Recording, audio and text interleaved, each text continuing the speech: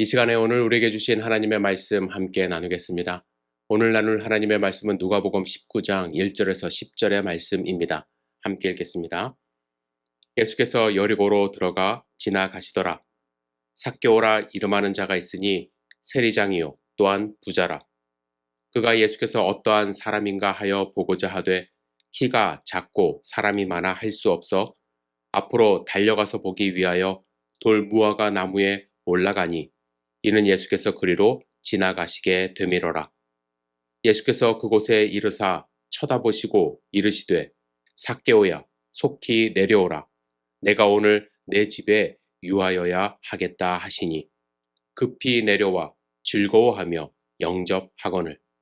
무사람이 보고 수군거려 이르되 저가 죄인의 집에 유하러 들어갔도다 하더라. 삭개오가 서서 주께 여짜오되 주여 보시옵소서. 내 소유의 절반을 가난한 자들에게 주겠사오며 만일 누구의 것을 속여 빼앗은 일이 있으면 내 갑절이나 갚겠나이다. 예수께서 이르시되 오늘 구원이 이 집에 이르렀으니 이 사람도 아브라함의 자손이미로다. 인자가 온 것은 잃어버린 자를 찾아 구원하려 함이니라. 아멘. 오늘 주실 말씀을 기대하며 잠시 기도드리겠습니다. 전능하신 아버지 하나님, 주님의 말씀을 사모하여 저희들이 모였습니다. 주님 말씀하여 주시옵소서. 주님의 말씀을 우리 마음밭에 뿌려 30배, 60배, 100배의 결실을 맺을 수 있도록 인도하여 주시옵소서. 주님의 말씀을 저희들이 경청할 수 있도록 이 시간을 보호하여 주시옵소서. 예수님의 이름으로 기도드렸사옵나이다. 아멘. 오늘 우리가 읽은 본문에는 삶이 완전히 180도 변화된 한 사람이 등장합니다. 그의 이름은 많은 분들이 잘 아시죠? 삭개오라는 사람입니다. 성경에서 오늘 본문에서 이 삭개오를 단 두 단어로 소개하는데요. 그는 세리장이요 또한 부자였다고 말씀합니다. 그 당시 세리들은 일정한 월급이 없었다고 합니다. 자기 능력대로 많은 세금을 징수해서 나라에 입금하고 나머지를 자신이 갖게 되었다고 하는데요. 그렇기 때문에 착취를 할 만큼 많이 해서 자기가 자기 월급으로 가져가야 했기 때문에 인정사정 없이 세금을 강탈했고 또한 가난한 자들에게는 고리대금으로 돈을 빌려줘 부를 축적하는 일이 많았다고 합니다. 그래서 세리들은 돈은 있었지만 같은 동족의 돈을 갈취하는 죄인 취급을 받았습니다. 뿐만 아니라 그들이 거둔 세금은 상당 부분 로마로 보내져야만 했습니다. 따라서 그들은 같은 민족에게 세금을 뜯어 로마에 보내는 매국노 취급을 당하며 살았습니다. 세리장이었던 삭개오는 동족으로부터 경멸과 지탄의 대상이었기 때문에 그가 아무리 부자의 삶을 살아도 삶의 만족이 없었을 것입니다. 그는 자신의 직함과 돈으로 그러한 소외감을 충족시키려 했지만 만족할 수 없는 그러한 삶을 살았을 것입니다. 그런데 아이러니하게도 그의 이름이 삭개오예요. 삭개오라는 이름의 뜻은 맑다라는 뜻을 갖고 있습니다. 여러분, 이름은 맑았지만 그의 삶은 맑지 못한 그러한 삶을 살았던 것입니다. 그렇게 살던 어느 날 그가 살고 있는 여리고에 예수님이 오셨습니다. 삭개오도 예수님에 대한 소문을 듣고 있었습니다. 다른 동네에서는 세리들과 함께 식사하신 예수님에 대하여 또 다른 세리들의 죄를 사하신 예수님의 소문을 들었을 것입니다. 그래서 그는 예수님이 과연 어떤 사람인가 보고 싶은 마음이 강해졌습니다. 하지만 사람들이 인산인해를 이루고 있고 그가 키가 작아 예수님을 볼 수 없었습니다. 그래서 예수님을 보고 싶은 마음에 돌 무화과 나무 위로 올라갔다 말씀합니다. 예수님이 돌 무화과 나무 위에 올라간 삭개오 근처로 오셨고 나무 위에 올라간 그를 발견하셨습니다. 그런데 그 순간 아주 놀라운 일이 벌어집니다. 예수님이 그의 이름을 부르신 것입니다. 삭개오야, 속히 내려오라. 그런데 더 중요한 것은 그의 이름만 부르신 것이 아니라 내가 오늘 내 집에 유하여야겠다. 내 집에서 먹고 마시고 잠을 자야겠다고 말씀하신 것입니다. 그리고 그의 집에 들어가셨습니다. 여기서 중요한 역사적인 사건이 일어납니다. 예수님을 자기 집으로 영접한 삭개오에게 아주 큰 변화가 생긴 것입니다.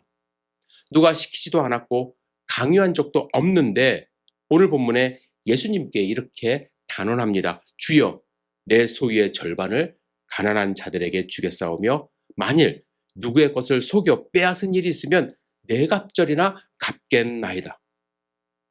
삭개오의 재산이 도대체 얼마나 많은지 우리는 추측할 수는 없지만 그 재산의 절반을 가난한 자에게 나눠주고 속여 빼앗은 자에게는 네 갑절을 갚겠다면 그는 모든 재산을 날릴 수도 있었습니다. 하지만 분명한 것은 삭개오가 예수님을 만나고 그를 영접했을 때 그의 삶이 완전히 변화된 것을 우리는 알 수가 있습니다. 삭개오의 변화는 크게 두 가지로 볼 수 있습니다. 첫째는 자신이 의지하고 있던 것들에 대한 가치관이 완전히 변화된 것입니다. 삭개오는 그동안 부자로 살았습니다. 그는 악착같이 돈을 모았을 것입니다.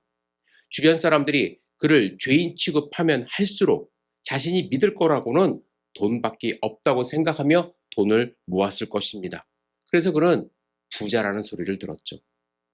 그리고 돈이 가진 힘을 그는 알았을 것입니다. 비록 세리였기 때문에 죄인 취급 받았지만 돈 때문에 사람들이 자기에게 함부로 하지 못한다는 것도 알고 있었습니다. 그래서 그는 자연스럽게 돈을 의지하는 삶을 살았을 것입니다. 하지만 삭개오는 예수님을 영접한 후 구원을 받았어요. 아브라함의 자손이라 일컬어질 것이라고 예수님이 말씀하셨습니다. 여러분, 구원되었다라는 것은 무엇을 뜻합니까? 단순하게 나는 천국 갈 수 있어. 그 의미보다도 구원은 무엇보다도 자신이 죄인이라는 것을 깨닫는 것입니다. 그렇기 때문에 자신에게 구원자가 필요하다는 것을 알게 되는 것이고 더불어 나를 구원하실 하나님이 계신다는 것, 또한 하나님이 나를 사랑하신다는 것, 그것을 깨닫는 것입니다. 그래서 내가 하나님을 믿고 예수 그리스도를 영접하면 하나님의 사랑으로 영원한 생명을 소유하게 되는 것을 말합니다. 따라서 구원받는 자는 하나님의 사랑을 받고 영원한 생명을 얻었기에 이 세상을 바라보는 가치관이 변화가 됩니다. 재물뿐만 아니라 그동안 자신이 의지했던 모든 것에 대한 가치관이 변하게 되는 것이죠. 여러분, 사도 바울, 그의 가치관이 완전히 예수님을 만난 후 변화되었습니다. 이렇게 고백하지 않습니까? 그러나 무엇이든지 내게 유익했던 것을 내가 그리스도를 위하여 다 해로 여길 뿐더러 또한 모든 것을 해로 여김은 내 주 그리스도 예수를 아는 지식이 가장 고상하기 때문이라. 내가 그를 위하여 모든 것을 잃어버리고 배설물로 여긴다고 그는 고백했습니다. 삭개오도 가치관이 변했기 때문에 자신의 재산 절반을 가난한 자들에게 주겠다고 말할 수 있게 된 것입니다. 아까도 말씀드렸듯이 삭개오가 도대체 얼마나 큰 부자인지는 알 수 없습니다. 그러나 분명한 것은 재산의 절반을 나누는 것, 4배를 갚는 것, 결코 쉽게 결정할 수 있는 것이 아니라는 것이죠. 분명히 그에게 돈에 대한, 인생에 대한, 삶에 대한 새로운 가치관이 형성되었기 때문에 이러한 결단을 할 수 있었던 것입니다. 여러분, 예수를 영접한다고 해서, 예수를 믿는다고 해서 무조건 자신의 재산을 절반 뚝 띄어서 가난한 자에게 나누어 준다, 이러라는 것이 아니에요. 예수를 믿는 자들은 일하지 않고 돈 벌지 않고 돈 벌기를 무슨 돌보듯 하고 그것이 바로 진정한 그리스도인이라는 것 아닙니다. 그러나 우리의 삶에는 재물도 필요하지만 더 중요한 것은 그것이 나의 주인이 아니라는 가치관이 있어야 한다는 것입니다. 재물이 나를 만족시키는 것이 아니라는 것을 발견해야 한다라는 거예요. 그렇게 되면 내가 버는 돈에 대한 사용하는 방법이 달라질 수 있게 되는 것이죠. 지금까지는 나만을 위해 사용한 그러한 돈이었다면 이제는 남을 위해, 하나님을 위해, 하나님 나라를 위해 그 물질을 사용할 수 있게 되는 것입니다. 쌓아둠으로써 만족을 누리는 삶을 살았다면 나눔으로써 만족을 누리는 삶을 경험하게 되는 것이 바로 예수 그리스도를 영접한 사람의 모습이라는 것입니다. 그에게 찾아온 또 한 가지 변화는 무엇이냐면 자신이 저지른 죄에 대한 고백과 회개의 과정입니다. 삭개오는 자신의 재산을 가난한 자에게 절반이나 나누어 주는 일 외에도 자신이 속여 빼앗은 죄에 대하여 가만히 있을 수 없었습니다. 여러분, 누구의 것을 속여 빼앗은 재물에 대하여 네 갑절이나 갚는 것 어떤 일일까요? 먼저 내가 누구의 것을 속였는지 그것을 스스로 파악해야만 합니다. 나의 죄를 낱낱이 파헤쳐야 돼요. 그리고 그 사람을 찾아가야 합니다. 그리고 남몰래 그냥 돈을 던져 놓을 수는 없습니다. 자신이 속여 빼앗은 것에 대한 고백과 사죄 같이 해야 합니다. 아마도 돈을 건네주기 전에 그는 매질을 당할 수도 있습니다. 어떤 사람은 그가 다른 속셈으로 접근한다고 생각하고 그를 문전 박대할 수도 있습니다. 누구에겐가 나의 죄를 고백하고 또 회개하는 것 말처럼 쉬운 일은 아닙니다. 하지만 그는 그러한 일을 마다하지 않겠다고 예수님 앞에 고백했습니다. 왜냐하면 그는 변화되었기 때문입니다. 그에게 찾아온 변화는 그 안에 있었던 죄, 그가 감추고 있었던 죄를 그냥 덮어둘 수 없게 만들었습니다. 물론 자신이 지은 죄를 고백하고 회개하는 방법은 사람마다 조금씩 다를 수는 있습니다. 너무 문자적으로 본문을 해석해서 잘못한 곳에 4배를 갚아야 한다고 여러분들에게 일반적으로 말씀드리는 것은 아닙니다. 보다 중요한 것은요, 내가 용서를 구해야 할 곳이 있다면 용서를 구하는 뼈저린 노력을 하는 것. 그것이 바로 예수를 따르는 자의 모습이라는 것을 저는 강조하고 싶습니다. 하지만 여러분, 예수님을 내가 만났다고 해서 모두가 삭개오처럼 변하는 것은 결코 아니에요.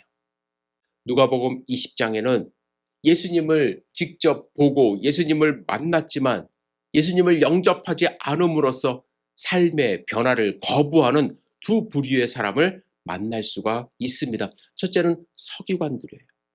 서기관들은 주로 바리새파 사람들이었는데요. 바리새파 사람들은 자신이 깨끗하다고 생각하며 살기 때문에 변화될 필요가 없다고 생각하며 자신의 변화를 거부합니다. 바리새 사람들이 어떤 부류의 사람인지 여러분들 제가 많이 말씀을 드려서 아실 거예요. 바리새라는 뜻은요, 구별된 자들이라는 뜻을 갖습니다.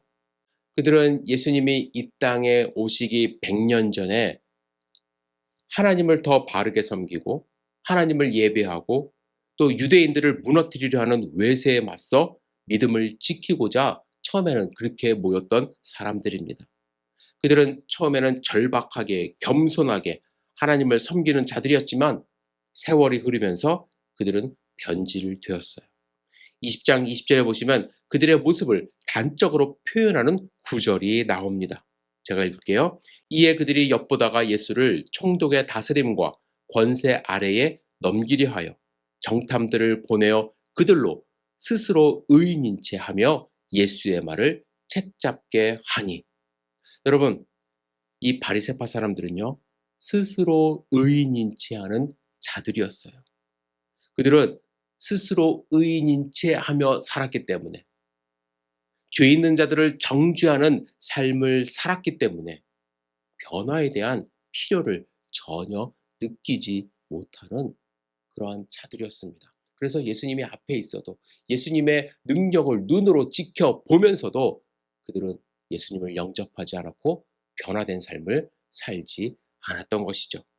변화되기 힘든 두 번째 부류의 사람들은 사두개인들입니다. 사두개인. 20장의 사두개인들도 나오는데요.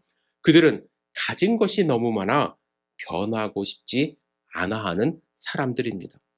사두개인의 이 근원은 정확하지는 않지만 학자들은 아마도 솔로몬 시대 때부터 내려온 사독 제사장의 후예들이라고 이제 그렇게 믿고 있습니다. 만일 그것이 사실이라면 그들은 천년을 내려오는 제사장 가문의 집안 사람들이에요. 특별히 예수님 당시 사두개인들은 성전의 경제력을 기반으로 권력을 쌓았다고 합니다. 오늘 우리가 읽은 19장에 보시면요. 예수님이 예루살렘에 입성하신 후에 성전에 들어가서 그 안에서 장사하는 자들을 내어 쫓는 장면이 나옵니다. 여러분, 왜 예수님이 이렇게까지 흥분하셔서 화를 내시며 장사하는 사람들 상을 다 뒤집어 엎으셨을까요? 여러분, 6월절이 되면 사람들은 세계 각지에서 원근 각처에서 예루살렘 성전으로 6월절을 지키기 위해서 옵니다. 그런데 문제는 뭐냐면 그들이 드릴 예물이에요. 예물.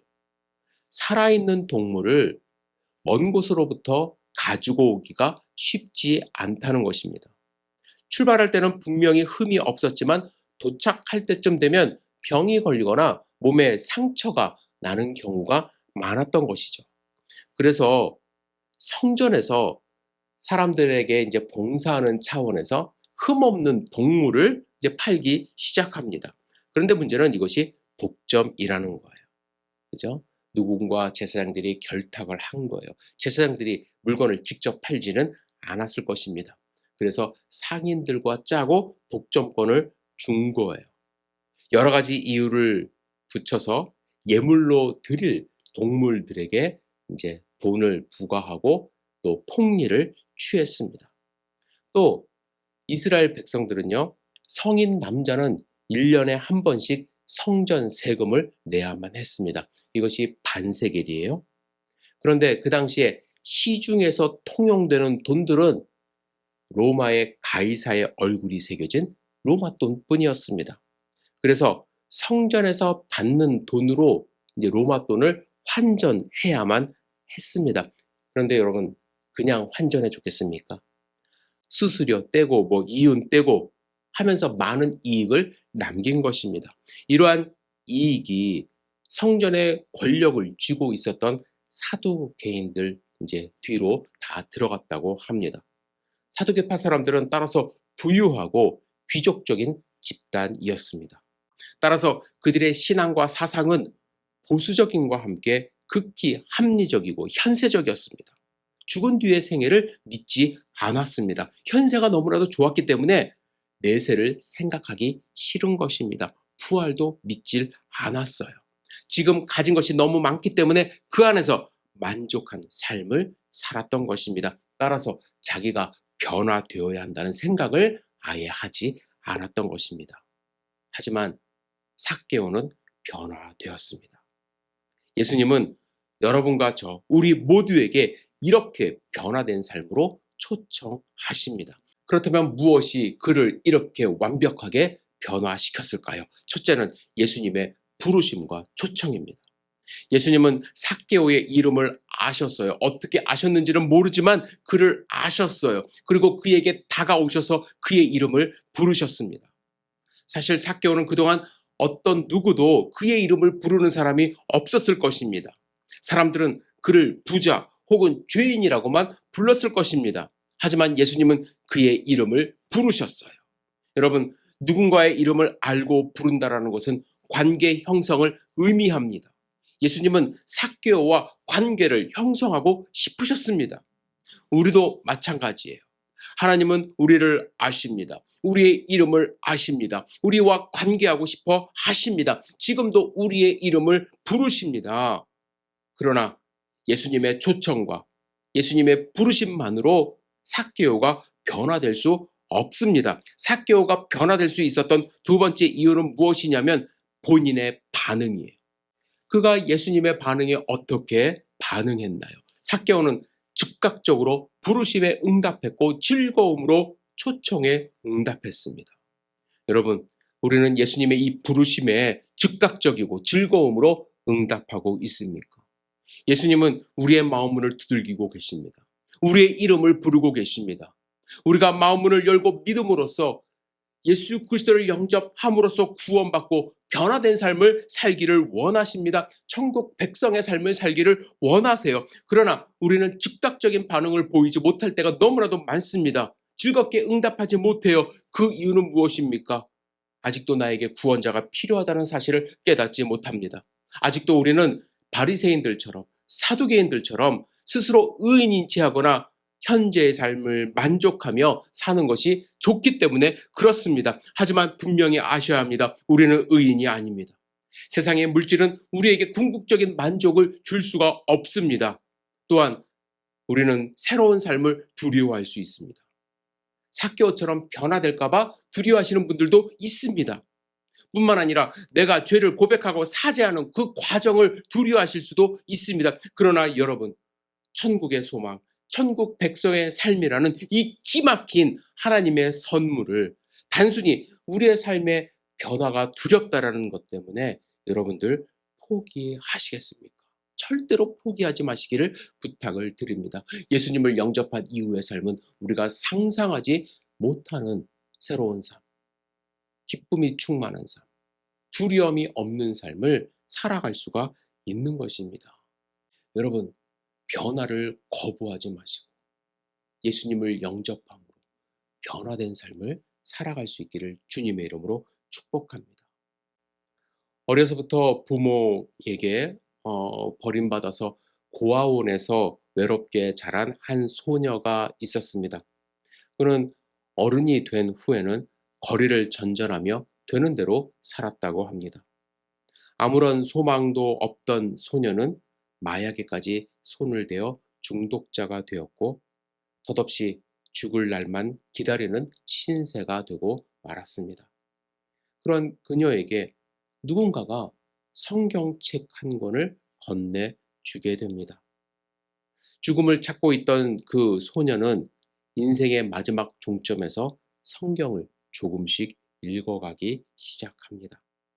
성경이 어려웠지만 신기하게 성경을 읽으면 읽을수록 텅 비어 있던 자신의 마음이 사랑으로 조금씩 차들어가는 것을 느끼게 되었고 인생의 삶의 의미를 찾기 시작했습니다. 그렇게 하나님의 말씀으로 조금씩 다시 일어설 힘을 얻은 그는 변화된 삶을 살기 시작합니다. 그리고 절망에서 일어난 그녀는 텔레비전과 영화에서 큰 성공을 거둡니다. 하지만 그녀는 성공의 만족을 두지 않았습니다. 그는 말씀으로 변화되었기 때문에 변화된 삶을 진짜로 살아가기 시작하는데 하나님이 자신에게 주신 이 성공을 사람들과 나누기 시작합니다. 그는 남은 생애를 고아, 빈곤층 아동, 버림받은 아이들을 돕기 위해 자신의 재산을 바치며 자선 모금 행사를 주도하기 시작합니다. 그는 평생 동안 5,000번 이상 되는 자선 행사를 통해 불우한 이웃을 도왔습니다.